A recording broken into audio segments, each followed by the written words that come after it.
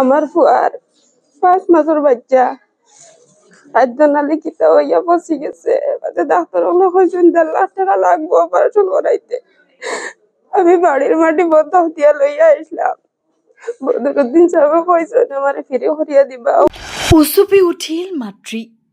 দেৱশিশু আতিক আব্ৰাই মৃত্যুৰ সৈতে দিছে যুঁজ। আমার বাচ্চার খাদ্যনালী জাম হইয়া বসে গেছে। ডাক্তার অপারেশন করিয়া দিছে। 5 মহীয়া আতিক আব্ৰাৰ জীৱন ৰক্ষাৰ বাবে পিতৃয়ে ঘৰৰ ভেটি মাটিও দিছিল বন্ধকত। আমাৰ নাম জমিৰুদ্দিন। আমাৰ 5 মাসেৰ সৰুতা খাদ্যনালী ফসি গেছিল। বাড়ির মাটি বন্ধ দিয়া লৈ আহিলাম হাম হস্পিটেলত। চিকিৎসা ব্যয় বহন কৰিব নোৱাৰি উচুপিছিল অসহায় পিতৃ মাতৃ। এই সংকটৰ সময়তে মানৱতাৰ হাত আগবঢ়ালে আজমল পৰিয়ালে। আজমল গ্ৰুপ অফ কোম্পানীৰ মুৰব্বী আমিৰুদ্দিন আজমল, মৌলানা বদৰুদ্দিন আজমল আৰু চিৰাজুদ্দিন আজমলে খবৰ পোৱা মাত্ৰকে 5 মহীয়া আতিক আব্ৰাৰ চিকিৎসাৰ দায়িত্ব ল'লে। প্ৰায় 2,25,000 টকাৰে সম্পূৰ্ণ বিনামূলীয়াকৈ চিকিৎসা কৰাই সুস্থ কৰিলে আব্ৰাৰক। আসসালামু আলাইকুম রহমতুল্লাহ। আমার ফুয়ার 5 মাসের বাচ্চা খাদ্যনালী কিতা হইয়া বসে গেছে। ডাক্তার কইছেন 1.5 লাখ টাকা লাগবে অপারেশন করাইতে। আমি বাড়ির মাটি বন্ধ দিয়া লইয়া আসলাম। বদরুদ্দিন সাহেব কইছেন আমারে ফিরে হরিয়া দিবা। ফিরে হরিয়া দিছে। সন্তানের লাগি সিরাজউদ্দিন সাহেব লাগি, বদরুদ্দিন সাহেব লাগি, আমরুদ্দিন সাহেব লাগি ধন্যবাদ। আল্লাহ সন্তানটা ভালো করবো আমার বাচ্চারা করার লাগি। আমার বাচ্চার খাদ্যনালী জাম হইয়া বসে গেছে। ডাক্তার অপারেশন করিয়া দিছে। বাড়ি খানো তোমার ছত্রিবাজার খাগড়াবাড়ি। ঘরের মাটি যে বন্ধ আছে ছুটাইছো নি? জয় ছুটাইছে। মানে আজমল সাহেব কই জয়। কেৱল সেয়াই নহয়, বন্ধকত দিয়া ঘৰৰ ভেটি মাটিখিনিও মুক্ত কৰি দিলে। হাম হস্পিটেলৰ ডিৰেক্টৰ ডক্টৰ ছাইদুল ইছলামৰ নেতৃত্বত দুবাৰকৈ সফল অস্ত্ৰোপচাৰ সম্পন্ন হয়। এতিয়া সম্পূৰ্ণ সুস্থ আব্ৰাৰ। শিশুটি সুস্থ হোৱাৰ পাছতে কান্দি কান্দি আশীৰ্বাদ দিয়ে অসহায় মাতৃয়ে। মানৱতাৰ এনে উদাহৰণে আজিও আশাৰ পোহৰ দেখুৱায়।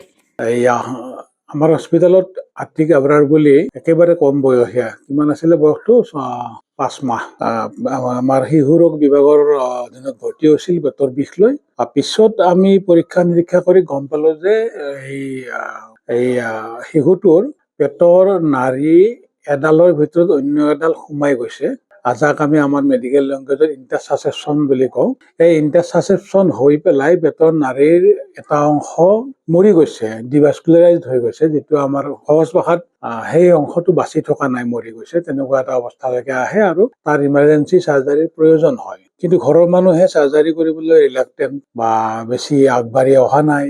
এইটো দেখি আমি যেতিয়া খা খবৰ কৰিলো তেতিয়া গম পালো যে তেওঁলোক অতিশয় দুখীয়া পৰিয়ালৰ ল'ৰা মানুহ, তেওঁলোকে পইচা পাতি যোগাৰ কৰিব পৰা নাই। এই কথাটো আমাৰ ট্ৰাষ্টিসকলৰ ওচৰলৈকে গ'ল। বিশেষকৈ আমাৰ জ্যেষ্ঠ ট্ৰাষ্টি আমাৰ শ্ৰদ্ধাৰ আমিৰুদ্দিন আজমল তেখেতৰ ওচৰলৈকে এই খবৰটো যোৱাৰ পাছত আমি সকলোৱে লগ লাগি এটা সিদ্ধান্ত ললো যে যিহেতু তেওঁলোক অতি দুখীয়া পৰিয়ালৰ, গতিকে আমি সম্পূৰ্ণ বিনামূলীয়াভাৱে চিকিৎসা কৰি অপাৰেশ্যন কৰি এই শিশুটোক আমি বচাবলৈ চেষ্টা কৰিম। আৰু সেইমতে আমি শিশুটোৰ অপাৰেশ্যন কৰিলো। পেটৰ নাৰী এডোখৰ কাটি পেলোৱা হ'ল, কাটি পেলাই আকৌ জোৰা লগোৱা হ'ল।